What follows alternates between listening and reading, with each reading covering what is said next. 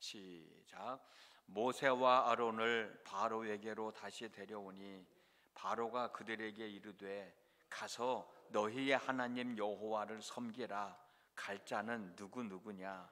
모세가 이르되 우리가 여호와 앞에 절기를 지킬 것인즉 우리가 남녀노소와 양과 소를 데리고 가겠나이다.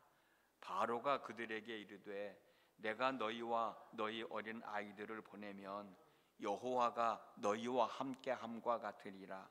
보라, 그것이 너희에게는 나쁜 것이니라.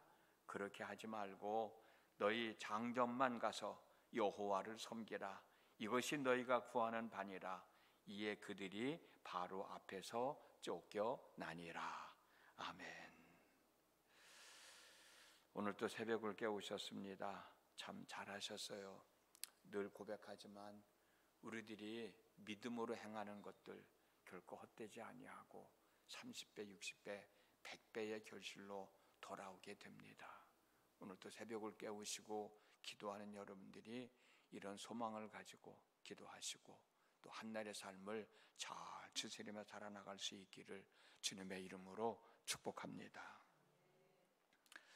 우박의 재앙을 겪고서도 깨닫지 못한 바로 왕은 8번째로 메뚜기 재앙을 받게 되었습니다. 메뚜기의 재앙을 겪어야 된다는 사실을 알게 된 바로의 신하들은 지금까지도 겪은 재앙을 지긋지긋한데 또 재앙을 받아야 되나 라는 생각에 두려움과 걱정이 앞섰던 것 같아요. 그래서 바로의 신하들은 왕에게 이런 말을 합니다. 어제도 읽었던 말씀인데 출애굽기 10장 7절에서 8절 말씀. 어느 때까지 이 사람이 우리의 함정이 되리이까? 그 사람들을 보내어 그들의 하나님 여호와를 섬기게 하소서. 왕은 아직도 애굽이 망한 줄을 알지 못하시나이까? 그러면서 왕이 부르지도 않았는데 신하들이 모세와 아론을 바로왕 앞으로 데리고 나와요. 신하들은 바로왕이 하나님과 싸워서 이길 수 없다는 사실을 다 알고 있는데 바로왕 당신만 모르고 있다면서 이제는 이스라엘 백성들을 내보내야 한다는 거예요. 그러면서 모세와 아론을 바로왕 앞으로 데리고 나온 겁니다. 이와 같은 신하들의 행동을 본 바로왕은 마지 못해서 모세에게 그러면 너희들 누구를 데리고 나가서 예배하기를 원하느냐라고 묻어요. 그게 오늘 본문의 말씀입니다. 모세가 대답했는데 이번에는 제가 표준 세번역으로 있는 말씀을 읽어드릴게요. 우리 모두가 주의 절기를 지켜야 하므로 어린아이와 노인들을 비롯하여 우리의 아들과 딸을 다 데리고 가야 하며 우리의 양과 소도 몰고 가야 합니다 라고 말했어요.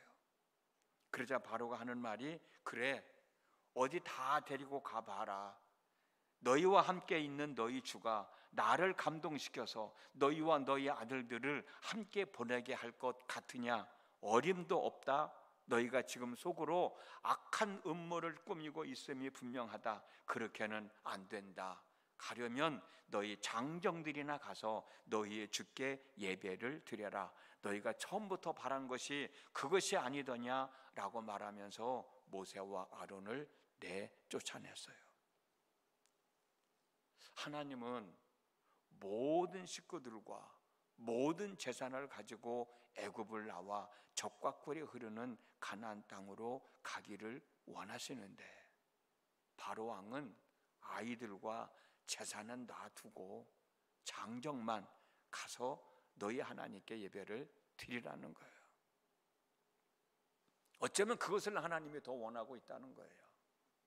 본문에서 말하는 장정은 성인 남자를 가리키는 것인데 어떻게 보면 각 가정을 대표하는 사람입니다.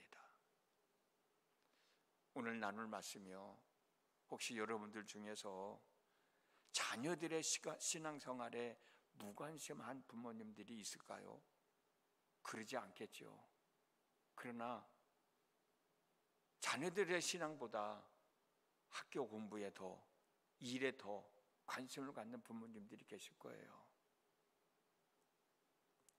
자녀들의 신앙생활에 무관심한 부모들이 있다면 자녀들의 신앙생활에 관심을 좀 더 갖는 부모님들이 되셨으면 좋겠다라는 생각이 듭니다. 우리 아이들이 예수님을 믿어 구원받은 하나님의 자녀가 되는 것, 하나님의 은혜를 입고 살아가게 되는 것, 하나님의 복을 받으며 살아가는 것, 천국에 가는 것, 부모가 대신해 줄 수 있는 게 아닙니다. 그렇잖아요. 여러분 다 잘 알고 있잖아요. 부모가 대신해 줄 수 있는 게 아니잖아요. 그런데도 왜 하나님의 은혜를 입고 사는 것, 하나님의 복을 받아야 산다는 것, 죽으면 천국 간다는 것, 그것들을 소홀히 여기고 자녀들에게 그걸 가르치지 않고 자녀들로 하여금 그런 삶을 살아야 된다는 얘기를 하지 않는지 모르겠어. 하겠죠. 그러나 지나가는 말로 하지 말고 지금 이 순간이 마지막이라는 생각을 가지고 아이들을 위해서 권면하고 아이들을 위해서 기도해주는 부모가 됐으면 좋겠다. 누가복음 16장 27절 말씀입니다. 아버지여 구하노니 나사로를 내 아버지의 집에 보내소서. 내 형제 5이 있으니 그들에게 증언하게 하여 그들로 이 고통받는 곳에 오지 않게 하소서. 이게 무슨 말씀인지 아시잖아요. 부자와 거지 나사로가 함께 살았잖아요. 부자는 천국이 있는 것을 생각하지 않았어요. 지금 당장 이 땅에서 먹고 마시고 즐거운 삶 사는 게 인생의 목적인 줄 알고 살았어요. 근데 죽어보니까 지옥이 있잖아요. 지옥에서 사는 삶이 얼마나 고통스러웠으면 아브라함에게 이런 부탁을 하겠어요. 세상에는 내 형제 5명이 있는데 그들에게 천국과 지옥이 있다는 사실을 얘기해 줄 수 있게 해달라는 거 아니겠어요? 아이들이 배워야 할 때는 배우는 것 참 중요합니다. 그러나 아이들이 하나님을 알고 믿는 믿음의 삶도 참 중요한 거예요. 하나님은 어른들만 예배하는 것을 원하지 않습니다. 모든 식구들이 다 함께 모여서 예배하는 걸 원하시는 거예요. 예배당에 나와서 예배할 때도 마찬가지고 혹시 내 집안에 무슨 일이 있어서 집안에서 예배하는 것도 마찬가지고 아이들까지 다 함께 모여서 예배하는 게 그게 얼마나 은혜스러워요. 그 모습을 하나님 얼마나 기뻐하시겠어요. 근데 아이들은 상관하지 않아. 엄마 아버지만 시간만 되면 목사님 몇 시에 오시면 됩니다 하고 가보면 아이들은 없어. 아이들 어디 갔냐 그러면은 학원 갔다 그러고 뭐 애들 친구 만나러 갔다 그러고. 왜 아이들과 함께 예배를 하지 않느냐는 거예요. 왜 아이들의 신앙을 소홀히 하냐는 거예요. 하나님은 어른들만 예배하는 걸 원하지 않으셔요. 모든 식구들이 다 함께 예배하기를 원하셔요. 그래서 바로왕이 어린 아이들은 놔두고 장전만 가서 예배하라고 했을 때 거절했던 거 아니에요? 우리 아이들 고3 참 중요한 때입니다. 시험 보는 기간 참 중요한 때입니다. 학원 보내는 시간 참 중요한 때입니다. 그러면 초등학교 6년 과정은 중요하지 않았나요? 중학교 3년 과정은 중요하지 않았나요? 고등학교 1학년, 2학년 과정은 중요하지 않았나요? 다 중요하잖아요. 모든 시간들이 다 중요하잖아요. 모든 시간들을 중요하게 여기고 시간을 활용하면 굳이 고3이라고, 굳이 시험 기간이라고, 굳이 학원 가는 시간이라고 아이들을 소외시키지 않아도 되지 않을까? 엄마 아버지는 집에서 예배하면서 아이들은 학원 가라고 그러고 아이들은 친구 만나러 가라고 그러고 그런 법이 어디 있냐고. 아이들도 하나님을 예배하게 해야지. 얼마 전에 어거스틴의 어머니 모니카에 대한 말씀 드렸습니다만 모니카도 우리나라 어머니들만큼 어쩌면 그보다 더 아들 어거스틴에게 많은 공부를 시켰습니다.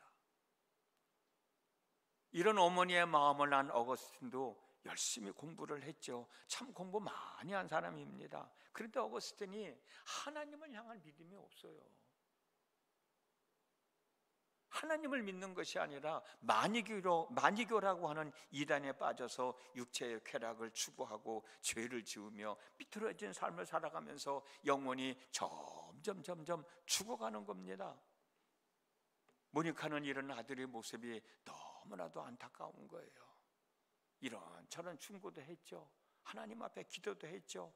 그래도 아들이 엄마 말을 듣지 않으니까 여러분, 얼마나 마음이 아팠으면, 오죽했으면 어거스틴이 내 아들됨을 포기하겠다고 신부에게 얘기했겠어요. 한번 상상해 보세요. 오죽했으면. 여러분들은 여러분 자녀들이 예수 믿으라고 했을 때 안 믿는다고 해서 그럼 부모와 자식 간의 인연 끊자라고 하는 생각 가져보셨을까? 모니카는 그런 생각을 가지고 있었다고.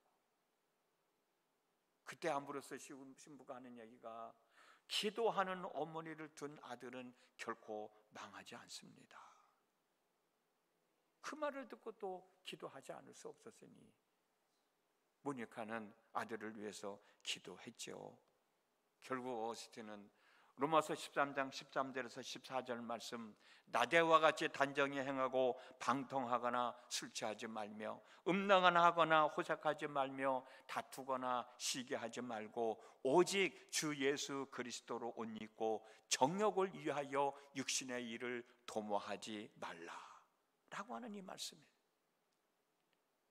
사람이 변화된 거잖아요. 훌륭한 인물이 되지 않았습니까? 아이들이 꿈을 갖고 공부하는 것 참 중요합니다. 그렇게 하게 만들어야 됩니다. 열심히 직장생활 하는 것 중요합니다. 부모 입장이라면 그렇게 할 수 있도록 도와줘야 됩니다. 공부해야 되고 열심히 살아야 되고, 그러나 하나님을 알아야 할 때는 하나님을 알아야 되고, 하나님을 예배해야 할 때는 하나님을 예배해야 되고, 하나님께 헌신해야 할 때는 하나님께 헌신해야 되고, 이게 부모의 책임이 아닐까요? 사람들을 말합니다.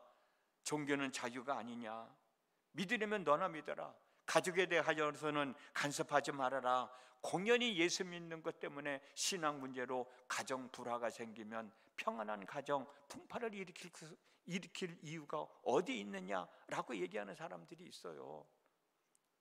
이런 말 하는 사람들은 아까 조금 전에 말씀드렸던 부자와 같은 후회를 반드시 하게 될 거예요. 왜 후회할 짓을 하냐고. 안 후회할 일을 안 하고 살려고 하다가도 살다 보면 후회할 일이 생기게 되는데, 이렇게 하면 안 되는 줄 알면서도 왜 그냥 방치하고 마느냐고.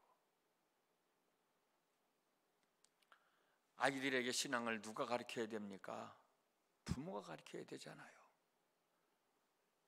부모된 사람들이 올바른 믿음의 생활을 통해서 하나님의 은혜를 입고 살아가는 삶의 모습을 통해서 우리 아이들이 배우는 거야. 아, 이럴 때 우리 엄마는 기도했지.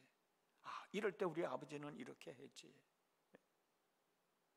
일상적인 삶 속에서 아이들에게 신앙생활을 하는 삶의 모습을 보여줘야 되잖아요. 오늘도 자녀들에게 부끄럽지 않은 신앙인의 모습을 보여줘서 자녀들도 여러분들의 믿음의 삶을 이어가는 은혜가 있는 삶, 그런 가정, 얼마나 복 있는 가정이에요.